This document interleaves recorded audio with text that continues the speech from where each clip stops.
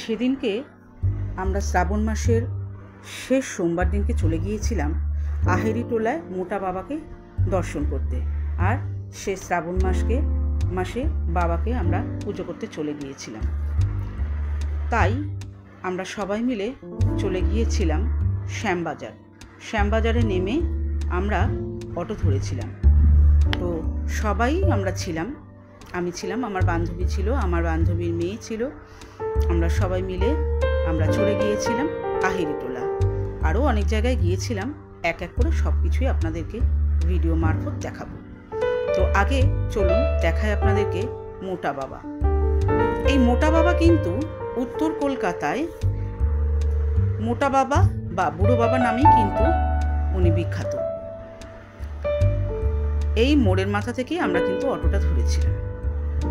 আর যেতে যেতে আমরা দেখেছিলাম গঙ্গার সমস্ত দর্শন করছিলাম। গঙ্গা চতুর্দিকে এত সুন্দর তখন কি বলবো ভিউটা ছিল।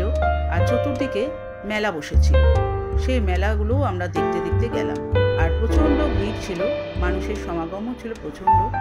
এই যে দেখুন মেলা প্রাঙ্গণ সমস্ত কিছু সেরে আমরা গঙ্গা দর্শন করেছিলাম।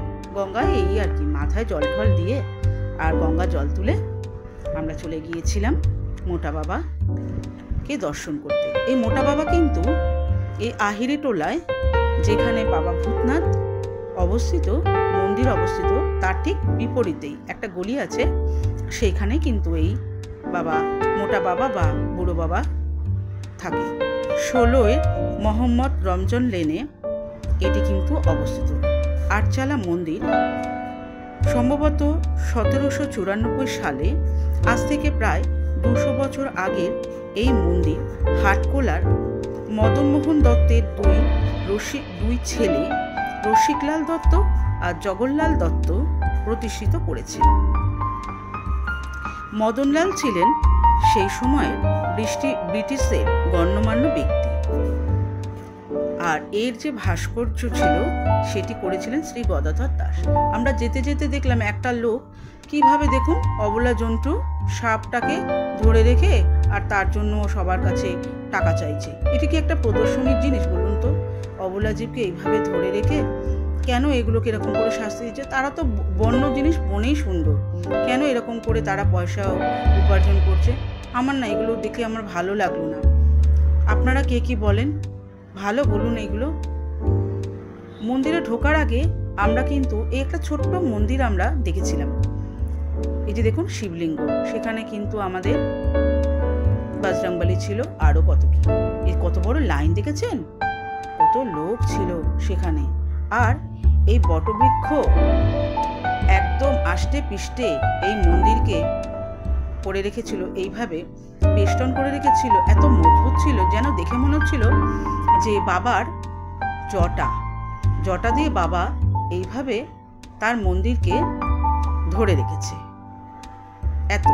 এই মন্দিরের উচ্চতা ছিল 50 ফুট, লম্বায় 24 ফুট, সম্ভবত চওড়ায় 29 ফুট। 410 ফুটের শিবলিঙ্গ। এই শিবলিঙ্গ কিন্তু পুজো করতে ভোর 4:30 থেকে দুপুর 12টা পর্যন্ত দেওয়া যায় পুজো। আর বিকেলে 4টের সময় পুজো করা হয়, মন্দির খোলে আর কি। আর সব থেকে বড় ভালো একটা জিনিস হচ্ছে এখানে কিন্তু বাবার রাজবেশও হয়, সেটা কিন্তু দেখতেও প্রচুর মানুষের সমাগম এখানে হয়। কথিত আছে এই বাবাকে গঙ্গার পাশে যেহেতু অবস্থিত, তাই বাবাকে মা গঙ্গা মাঝে মধ্যে তার স্থান পরিবর্তন করে গঙ্গায় নিয়ে যায়। তাই কারণের জন্য কিন্তু এই বাবাকে চেনতালা দিয়েও বেঁধে রাখা হয়। কত লোক দেখেছেন শ্রাবণ মাসে। আর বিশাল বড় একটা সিঁড়ি ছিল, লোহার সিঁড়ি। সেই লোহার সিঁড়িটা বেয়ে আমরা অনেক কষ্ট করে উঠেছিলাম, উঠে বাবার মাথায় জল দিয়েছিলাম।